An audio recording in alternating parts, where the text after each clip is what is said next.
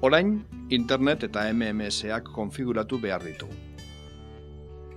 Lehenik eta behin, sakatu doikuntzen ikonoa. Ondoren, sakatu general, gero red, eta azkenik, red de datos móviles.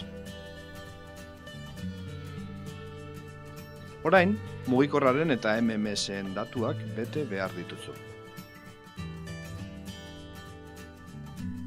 Datuak sartutakoan, sakatu red jartzen duen fitxa atzera egiteko, eta interneteko konexioa eta MMS-ak konfiguratuta geldituko dira.